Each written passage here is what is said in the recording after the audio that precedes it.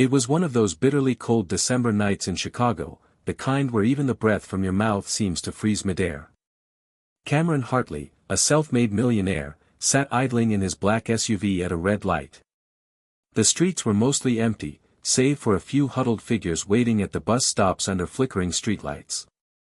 He had just left another charity gala, another round of speeches, another oversized check. Everyone there had clapped politely and praised him for his generosity, but Cameron couldn't shake the gnawing feeling that his life, for all its luxury, was hollow. And that's when he saw her. At the bus stop ahead stood a young black woman, rigid as a statue in her camouflage uniform. A soldier. Her duffel bag lay at her feet, her shoulders drawn up against the wind. But what caught Cameron wasn't her uniform or even the loneliness in her posture, it was her eyes. They glistened as she blinked back tears, her jaw tight, her whole body silently screaming that she had nowhere to go. The light turned green. He should have driven on. But something in him refused. Cameron pulled over. He rolled the window down and called out. "Excuse me. Miss? You okay?" She startled, eyes narrowing warily. "I'm fine," she replied flatly. But she wasn't. He parked and got out, the icy air cutting through his tailored suit. "Name's Cameron. Look, you don't have to stand here in the cold. Where you headed?" She clenched her jaw, then muttered, "Nowhere." Then, he took a breath. "You're coming with me." Her brows shot up. "Excuse me?" "You heard me. You need a place." "I've got one. No strings. Just, let me help." For a long, tense moment, she stared at him like he was crazy. Then, as if the last of her strength crumbled, she nodded silently, picked up her bag, and followed him to the car. Her name was Sergeant Maya Brooks. On the drive, she didn't say much. But little by little, her story came out. She had just come home from her third deployment overseas. Her mother had passed while she was away, her younger brother was in jail, and she discovered her apartment was cleaned out by her ex-boyfriend who'd stopped paying rent months ago. She had nothing, no family left, no home, no one waiting. Cameron listened, his throat tight.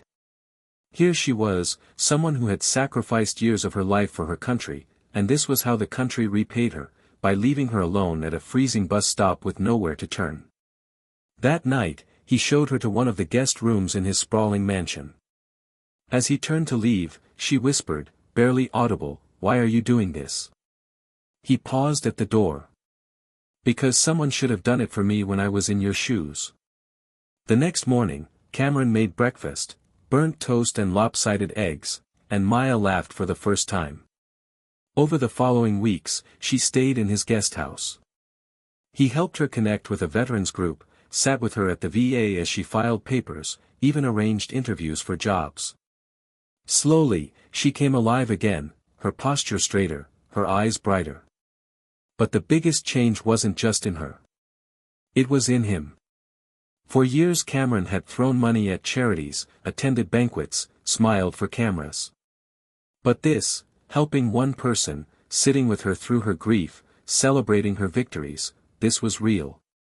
This was what kindness felt like. One night, as they sat on the back porch watching snow fall, Maya turned to him, eyes shining. "You saved me," she said simply. Cameron shook his head. "No," he said softly. "You saved me." In the spring, Maya moved into her own apartment and started a job helping other veterans transition back to civilian life.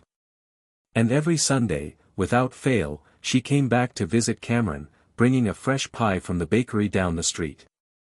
He'd grin every time she walked in. "Home sweet home," he'd say, and she'd laugh. Sometimes, all it takes is one person to stop, to care, to say, "You're coming with me." And in that single act of kindness, 2 lives can be changed forever. No one who gives their all for others should ever feel abandoned. The smallest act of compassion, a warm place, a listening ear, can ripple into something far greater. Be that person. Stop for someone who needs you. Because sometimes, the life you save might just be your own.